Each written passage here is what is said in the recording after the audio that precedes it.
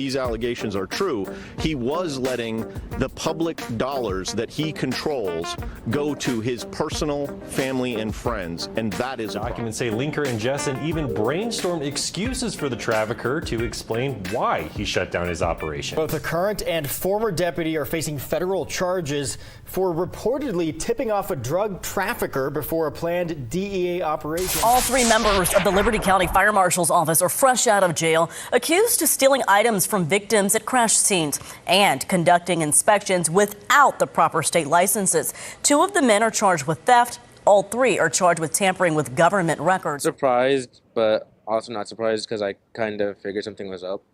The way he talked and I saw him looking around, so I found that suspicious. A review of Komalov's cell phone revealed he had emailed or texted himself the video he recorded 4 separate times, even cropping the video and slowing it down. It's reported to have happened in this Burns Farm neighborhood in Edwardsville, where a neighbor whom I broke the news was too shaken to comment. Caught off guard by allegations a state trooper was abusing his family members. Reports of whipping with a belt, choking, excessive corporal punishment involving a treadmill with the trooper's daughter. He's also alleged to have repeatedly smacked his elderly mother-in-law in the face. The death of an off-duty San Diego police officer is under investigation. He died shortly after his DUI arrest in Riverside County Saturday morning. NBC 7's Dave Summers has more. 15-year veteran San Diego police officer Lawrence Orso was found unresponsive outside Riverside County Jail Saturday, just 90 minutes after being released from custody. Riverside County jail records indicate Orso was arrested by the California Highway Patrol just before 2:30 Saturday morning near Murrieta Hot Springs Road in Interstate 215. He was booked into jail on the suspicion of driving under the influence. Around 10 that morning and shortly after being released, Orso appeared to have suffered a medical emergency in the parking lot. The officer was pronounced dead at the scene. In part of a statement released by a Riverside County Sheriff spokesperson, Lieutenant Deidre Vickers wrote, "There was no evidence of foul play. However, the investigation is ongoing. No further information is available at this time." The 46-year-old worked as a patrol officer at the department's Mid-City and Northeastern divisions. Dave Summers, NBC 7. The jurors who convicted former Houston Police Narcotics Officer Gerald Goins for the murders of Regina Nicholas and Dennis Tuttle are hearing more about his past that some would say comes right out of a movie. Yeah, members of the jury learned Goins lied on multiple search warrants and had cocaine plus $1,300 in his car at one point. Also, he was having sex with another HPD detective as well as with a confidential informant. The news is daunting. KPRC2's Mario Diaz was in the courtroom listening to this, and he's joining us now live. Mario, this is just piling onto his conviction, isn't it? Oh, no doubt. You know, I have a friend who talks to me at times, and we talk about karma. And rarely do you get to truly see it come to play in real life. And if you get a chance to see it play out right in front of you, it's just that much more powerful. That is what is happening right now in the last 5 minutes behind me. Because the man who just took the stand here, his name is Otis Mallett Jr. He was convicted in Harris County over a decade ago because of false information that Gerald Goins testified in a case against him. He made the case up. That's what prosecutors are saying here. And now, after being exonerated, Mallett Jr. is going to testify against Gerald Goins at his sentencing. Joining me now is Joe Venus, one of our legal analysts for the bench. Gerald Goins, this is something you don't see every single day. I've never seen this before. I've been down in this courthouse for over 25 years, and I've never even heard of anything like this. This is huge. Is this Gerald Goins' worst nightmare right now? The entire body of work of his career, all of the crookedness that has been alleged coming to light and now being played against him? Sure. I mean, you know, any hope that the defense would have that a jury might have some lingering sympathy for him, that maybe this is the only time in his long storied career that something like this happened, is now out the window. You've now got a live and in color person on the stand as we speak telling this jury that this is not the first time he's ever done this. And Joe, we know the list of people who will be testifying against Goins is very long. They're not going to end this today. They're going to go into next week. How common is this? This is the only time I've ever heard of this. I mean, this is. Will you have witnesses continue to testify against the defendant? It carries on for days. Right. No, yeah, this on a case this big, sure, that's common. They're gonna, they're not leaving anything on the table. They are getting it all out there because they really want this jury to know just how important this is and to take this extremely seriously and honestly from the state to get as much time as they can. The jury was focused during the trial. How focused are they in there right now? I'm sure they're hanging on every word that's happening in that courtroom right now. All right. The future of Gerald Goines is in the balance. We know he is going to go to a Texas state prison after being convicted of murder yesterday. The question is, how long? And that is a question that many are asking about what's going to happen with his sentencing. How much longer? Because we do know it will go into next week. That's the very latest here. Good morning and welcome to the Bad Apple Report. It's 7:30 a.m. bright and early right here at home on the range. Thank you so much for being here today, folks. I really appreciate it. I tried to take the weekend off, just couldn't do it. There's too many bad apples. It is true that I have a lot of work to do, but I don't like to get behind on my bad apples. So we're going to start our day out here in Jay County. Former Jay County deputy arrested on warrant. I wonder what the J stands for. Derek J. Bogenschutz. Okay, Bogenschutz. What do you got here? Indiana State Police have arrested a former deputy in Jay County. Derek J. Bogenschutz, 36, was arrested Wednesday in Miami County on a warrant.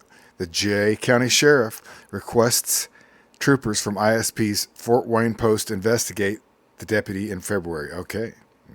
ISP says Bogenschutz created a fake Facebook account under the name Katie Morgan for Indiana Crimes Against Children casework. Okay. According to reports, the former deputy used the account to harass two other people. ISP says one of the people was an elementary school teacher whom Bogenschutz met while serving part-time as a school resource officer. Oh, Bogenschutz. The man also harassed the teacher's boyfriend, ISP says. Reports state that Bogenschutz had supposedly gone on a date with the teacher in the past. Oh, Bogenschutz. He's a spurned lover, allegedly. Oh, Bogenschutz. All right, according to documents, Bogenschutz messaged the teacher on Facebook using the Katie Morgan profile. Hey, okay. ISP says Bogenschutz told the teacher that Katie Morgan was in a relationship with the teacher's boyfriend. Oh. Reports state Bogenschutz also sent screenshots of messages that appear to be between Katie Morgan and the man from his fake account. This goofball. ISP states says the teacher's boyfriend contacted Union City Police to report the harassment from Katie Morgan. All right, Union City Police told a Jay County deputy that the harassment, and the deputy called Bogenschutz, and the deputy recalled Bogenschutz creating an account under the same name. Okay. Oh, it's so funny. It all came together. They're like, no, it's Bogenschutz. Yep, it's Bogenschutz again. According to the deputy, he had access to Bogenschutz's Katie Morgan account, and he found the messages sent to the teacher and her boyfriend. Well, there you have it. Bogenschutz. Bogenschutz is facing identity deception. Oh, a level 6 felony charge and is expected to be transported to Jay County this week. And we're going to get to the bottom of what J stands for. Bogenschutz. What a goofball. Thanks for joining us at noon. I'm John McMahon. A Vermont police officer accused of assaulting a man after he allegedly jaywalked. St. Johnsbury Police Sergeant George Johnson pleaded not guilty to aggravated assault this morning. Vermont State Police investigated the case and say it began when Johnson chased a man after he says he didn't use a crosswalk when crossing the street back in May. Police say a review of body cam footage shows Johnson taking down the victim using pepper spray, a taser, and then hitting the victim with that taser and punching him. One prosecutor called the body cam video, quote, George Floyd concerning. Johnson told police the victim ignored commands, resisted arrest, and assaulted him. The victim originally faced multiple charges, but they were dismissed. Court paperwork indicates Johnson was placed on paid leave while the case was under investigation. We've reached out on his job status now that charges were filed. Johnson has been with the department for 13 years and was a use of force instructor. 45-year-old Thomas M. Hatley is charged with 8 criminal counts, including felony aggravated battery for allegedly abusing his child and mother-in-law, along with misdemeanor endangerment charges for allegedly perpetrating the abuse in front of his younger children. 38-year-old Ha T. Hatley is charged with 4 misdemeanor counts of child endangerment for allegedly failing to intervene. Her LinkedIn page says she's a medical doctor at Anderson Medical Group. Anderson Hospital commented to Fox 2, saying while she's, quote, employed through our Anderson Medical Group, she does not see patients at Anderson Hospital. If this is or becomes an active investigation, we will work with authorities. The court record says all 3 of the Hatley's children were interviewed by the Madison County Child Advocacy Center, leading to information gathered by Edwardsville PD September 24th and then delivered to the Madison County State's Attorney. The couple then got a surprise when attending an unrelated court hearing. The Hatleys were both arrested by Edwardsville police in a courtroom behind me Friday. The court record indicates they have not yet retained counsel. They'll have their first appearances and enter their pleas sometime next week. St. Francis, a school resource officer arrested facing felony charges. Dmitry Kamov is accused of secretly recording a teen who was changing. Mike Biermeister has new reaction from parents and students. It's just completely unacceptable. Frustration and shock from Cassie Prodzik and her daughter August, a freshman at St. Francis High School. As St. Francis school resource officer Dmitry Kamalov now faces charges for secretly recording a 17-year-old girl. It's just crazy to think about that could have been me. That student that got recorded in his office, that could have been me, and that's so scary. Court documents show that Kamalov had a surprise for the student, T-shirts that he brought back from Brazil. Kamalov told the victim to try the shirts on to see which one fit, as they were 2 different sizes. That's when he drew the blinds and left the office. While the 17-year-old was trying on the shirt, she noticed a cell phone propped up and recording. She then went directly to the principal. Kamalov is a 31-year veteran of the St. Francis Police Department. He had been serving as an SRO part-time for the past 4 years. It's shaken Prodzik's trust with the school and the police department. The fact that they can't even trust their school resource officer, a guy who's been with the police force for 31 years, like that's just completely unconscionable.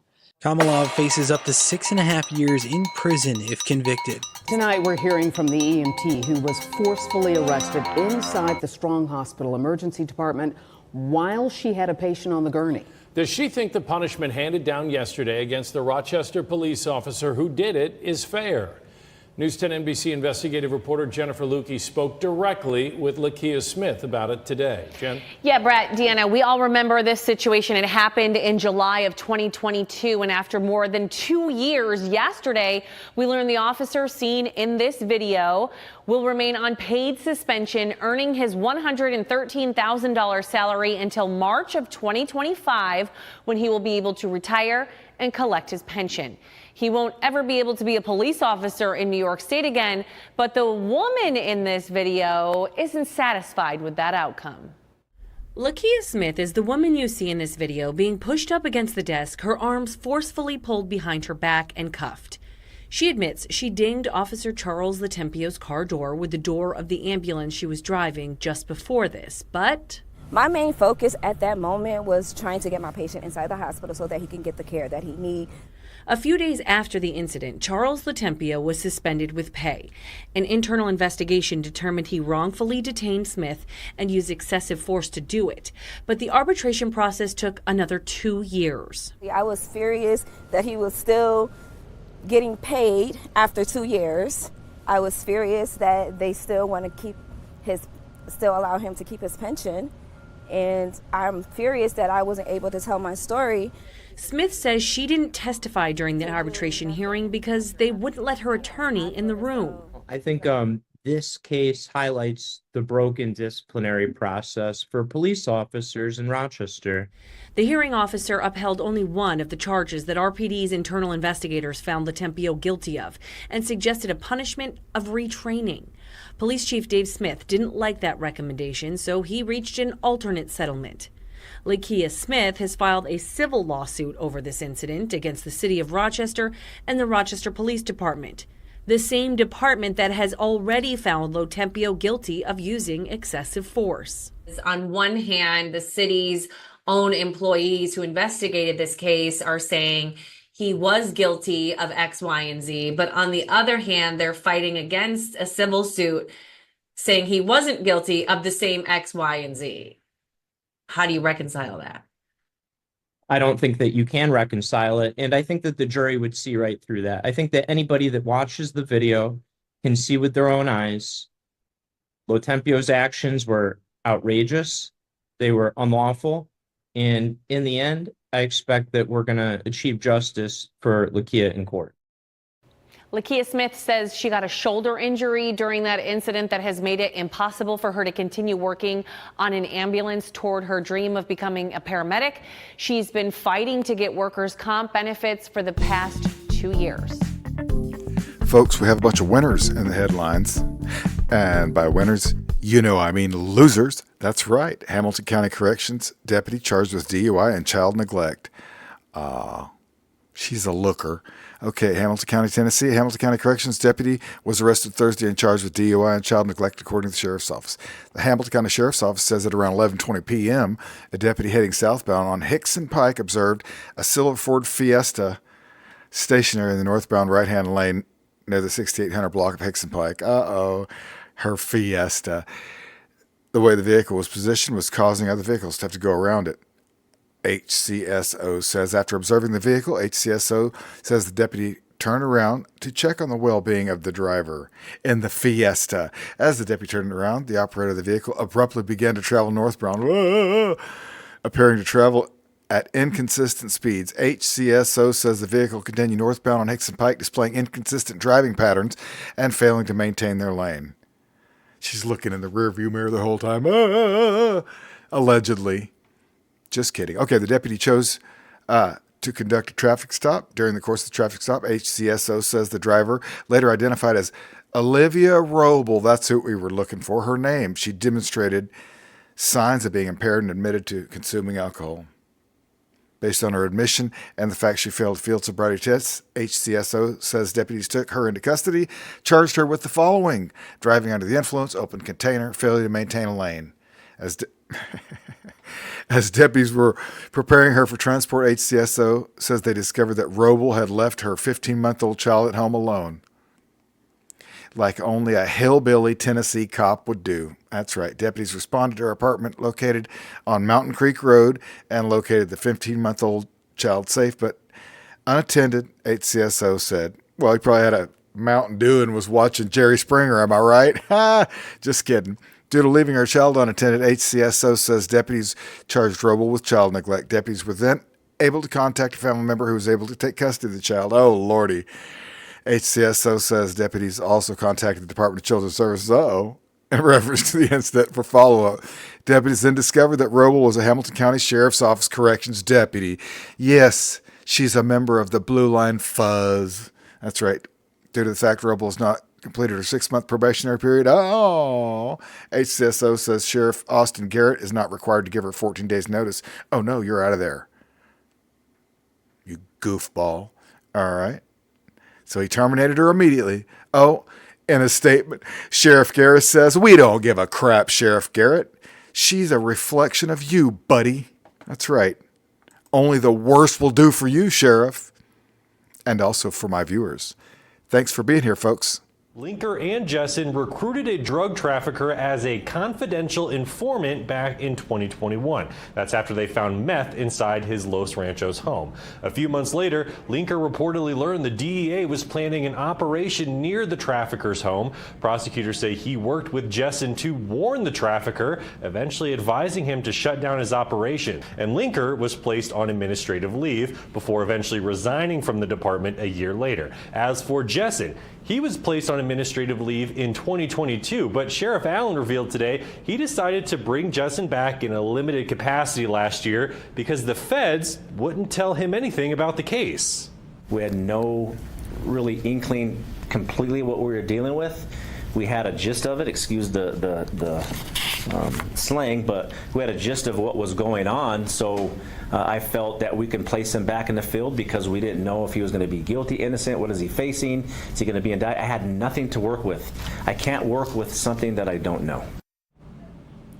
Now, as we mentioned, Jessen was indicted Tuesday, and Sheriff Allen says he will be placed back on administrative leave, which means he's not fired, but he's not getting paid. It's not clear how long his case will take, but he's facing up to 70 years in federal prison. As for Linker, he is waiting to be sentenced after pleading guilty Tuesday, but he's only facing up to 20 years in federal prison. Court records accuse the men of a number of things, including 2 of them stealing from crash scenes.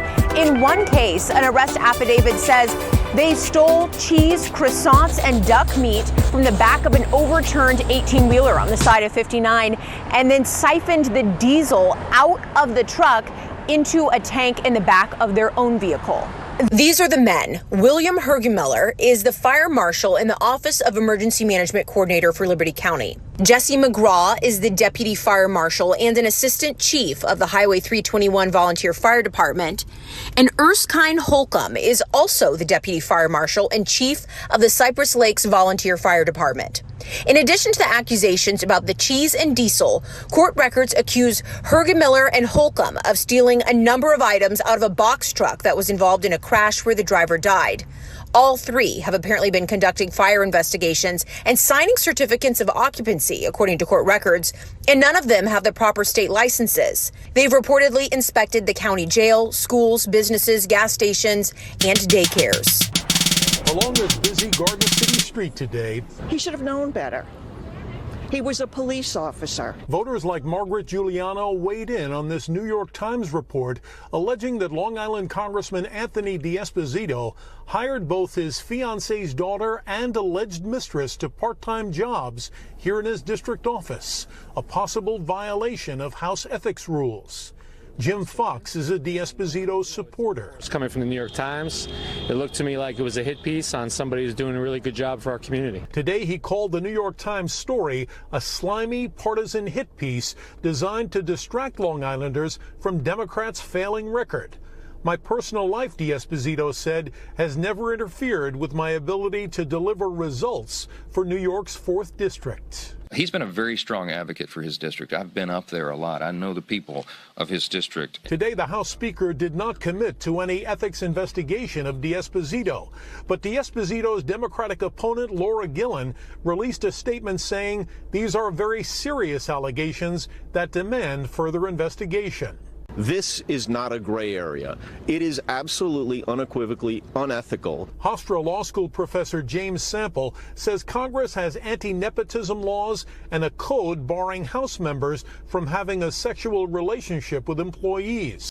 State police and the Maryland Attorney General are seeking to settle rather than move forward with a potential lawsuit. MSP's request for $2,750,000 is on the October 2nd agenda. In 2022, the DOJ announced it was opening an investigation into Maryland State Police's hiring practices for potential violations of Title VII, which prohibits employment discrimination based on race, sex, or religion. Separate from the DOJ case, some former and current Maryland State Police of color have filed their own federal civil discrimination suit that covers a broader scope of allegations, including unfair promotion policies, retaliation, and demotions. The attorney handling that claim says they believe the MSP seeking a settlement with DOJ is good for their case as well. The Department of Justice opens up very few such investigations, and the Maryland State Police, out of the many state and local agencies in the country of all kinds of government, was one that DOJ saw serious issues that warranted investigation. And that was very ratifying to our clients, that it wasn't just what they saw, that this attracted the attention of the United States Department of Justice. He's the diddler of the day. All right. Mille Lacs County Reserve Deputy charged with stuff distribution. I don't even know if I don't know if I want to read this. Diddler of the day, minor under 14, blah, blah, blah, dirty cop. Once we got his warrant, I personally went up to his house, and Alan, I arrested him myself, says some dipstick from the department. Yeah. Mm-hmm. All right. And I drove him to jail, and I booked him in. I felt that it was important that come from me. That as the sheriff, I'm going to hold you accountable, yeah. Okay, Sheriff Dipstick. What is the sheriff's name? Pettit? Sheriff Pettit? Oh, no, Pettit was placed on administrative leave. Oh, well, you know what, Sheriff? They're all the same. And that's why we have to keep doing the Bad Apple Report right here at home on the range every morning at 7:30 a.m. bright and early. Thank you guys so much for being here today. I wish I could have made it a whole weekend without any bad apples, but I couldn't do it. There's just too many, and there's too little time. Plus, I missed you guys. It's great to see you guys again. I hope you have a great day. Thank you again for being here, and we'll see you right back here tomorrow morning at 7:30 a.m. bright and early.